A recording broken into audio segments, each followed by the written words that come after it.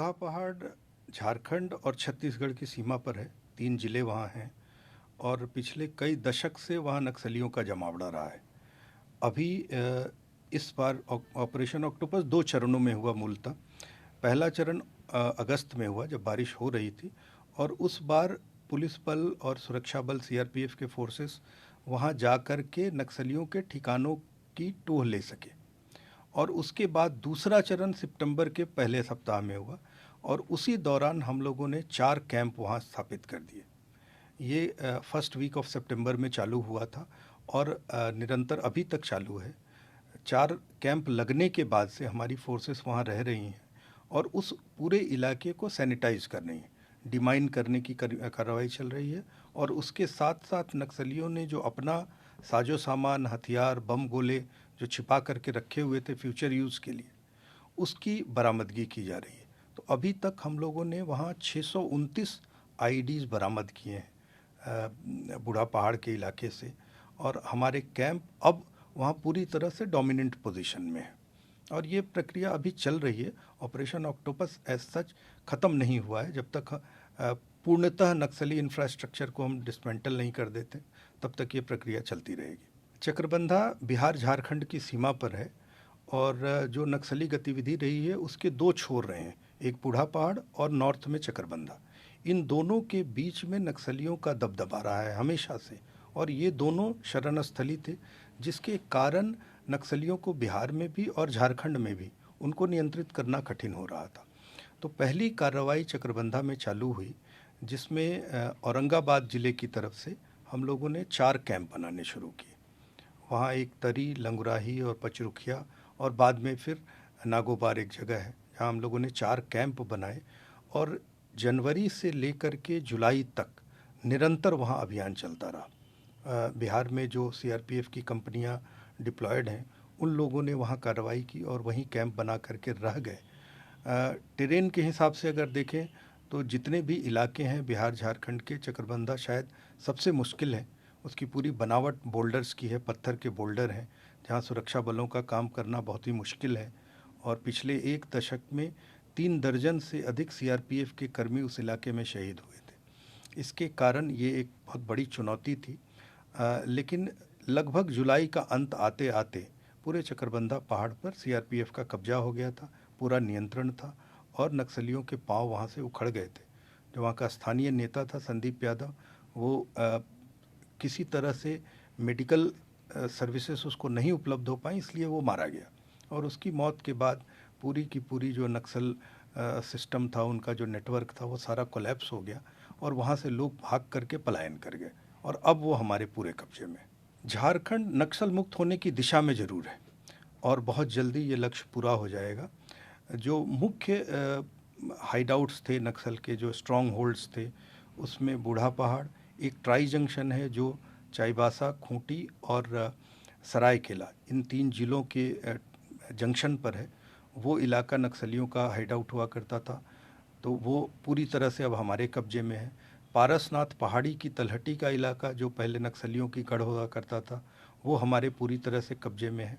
तो 3 major concentration of Naxals जो झारखंड में हुआ करते थे, वो पूरी तरह से अब सीआरपीएफ के कब्जे में है।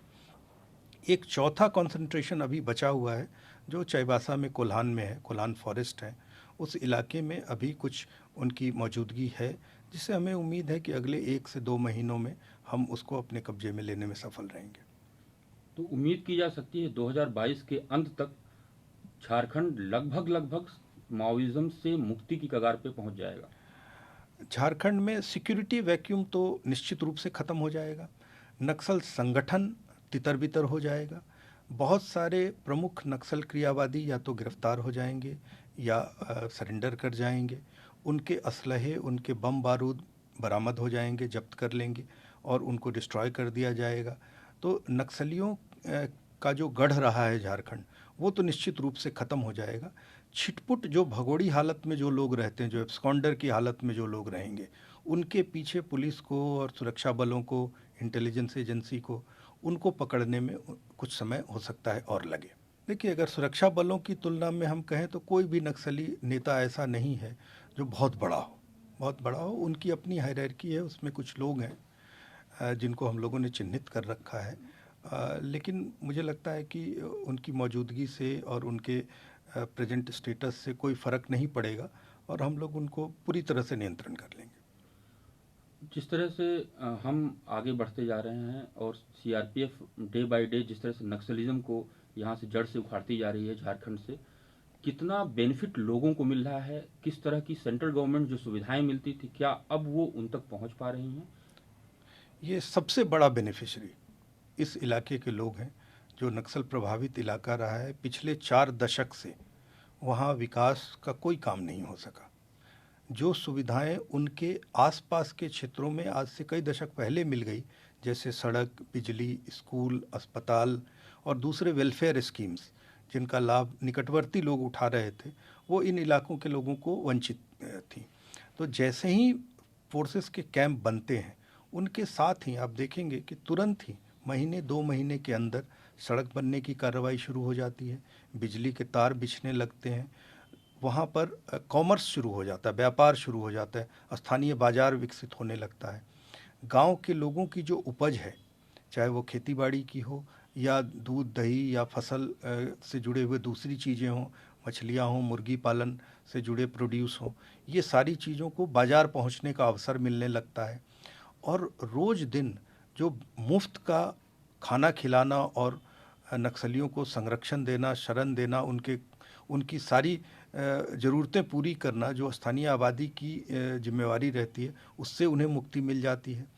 तो जो विकास और कल्याण की जितनी भी योजनाएं हैं, वो केंद्र सरकार की हों, राज्य सरकार की हों, उनको जन जन तक पहुंचाना अब संभव हो जाता है। और यही कारण है कि जब कभी भी सुरक्षा बल किसी इलाके में प्रवेश करते हैं और कैंप बनाने की कोशिश करते हैं, तो स्थानीय लोगों का पूरा सहयोग मिला है। कहीं कोई विरोध नहीं है। लोग चाहते हैं कि सुरक्षा बल यहाँ आ जाएं, क्योंकि उन्हें मालूम है कि इनके आते अब बहुत सारी सुविधाएं उनके पीछे पीछे आएंगी। सुरक्षा तो एक पहलू है, बट सुरक्षा के साथ साथ विकास भी होगा, लोगों को शिक्षा मिलेगी, लोगों को इलाज मिलेगा और व्यापार के नए नए साधन खुलेंगे। तो ये आप पूरे इलाके को देखें तो 2 वर्षों में उस इलाके की तस्वीर बदल जाती है और ये कहना मुश्किल हो जाता है कि ये इलाका कभी नक्सल प्रभावित था। हम लोगों ने बिल्कुल ये पहली प्राथमिकता है किसी भी ऑपरेशन को प्लान करते समय कि सुरक्षा बलों की हानि नहीं होनी चाहिए। जो कुछ भी संभव हो, जो कुछ भी ज़रूरत हो, वो हम लोग करें। लेकिन सुरक्षा कर्मी जो इतना खतरा ऐसे ही उठाते हैं और इतनी कठिनाई उठा रहे हैं, उनकी हानि को किसी भी तरह से रोकें। इसका जो सबसे महत्वपूर्ण पहलू रहा कि हमने उनको समय दिया है। कोई डेडलाइन फिक्स नहीं करते हैं। जितना समय चाहिए किसी ऑपरेशन को पूरा करने के लिए, 1 दिन की जगह 3 दिन, 5 दिन, 1 हफ्ते, 10 दिन, जितना समय लेना चाहो आप लीजिए।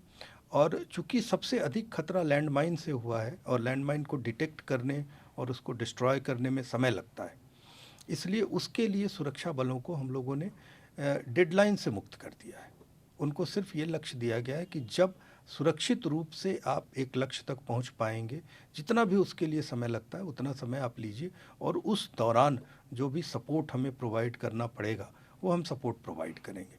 तो ये एक ओपन एंडेड ऑपरेशन के रूप में चलता है। कोई भी ऑपरेशन किसी दिन पे ख़त्म करने की बात नहीं हो रही है, हम उसको कंटिन्यू करेंगे और कभी भी ऐसी चीज़ न लें जहां हमारा रिस्क हो जाए। हमेशा बैकअप प्लान तैयार रखें, हमेशा सपोर्ट सिस्टम एक्टिव रहे और हमेशा एक्सट्रैक्शन के लिए और इवैक्यूएशन के लिए जो भी हमें तैयारी करनी है वो चालू रखें। ऐसी नौबत एक बार ही आई है, बाकी आई नहीं है। और आप बिल्कुल सही कह रहे हैं, हमारा कोई भी लॉस ऑफ लाइफ नहीं हुआ अभी तक। सीआरपीएफ में तो अभी ऐसा कोई इनिशिएटिव चल नहीं रहा है, लेकिन झारखंड पुलिस चूँकि रेगुलर रिक्रूटमेंट कर रही है और उनकी भी संख्या निरंतर बढ़ रही है, तो झारखंड पुलिस के माध्यम से सुरक्षा बलों में प्रवेश करने के अवसर स्थानीय आबादी को पर्याप्त रूप से मिल रहे हैं। तो मुझे लगता है कि उस तरह का प्रयास यहाँ पर दूसरे माध्यमों से हो पा रहा है, राज्य सरकार के माध्यम से और राज्य पुलिस के माध्यम से पुलिस बल में और यूनिफॉर्म्ड फोर्सेस में आने की अपॉर्चुनिटी है। ऐसे रेगुलर रिक्रूटमेंट में झारखंड के बहुत सारे लोग फोर्सेस में आ रहे हैं, इंक्लूडिंग सीआरपीएफ। तो सभी बलों में झारखंड का प्रतिनिधित्व पर्याप्त है।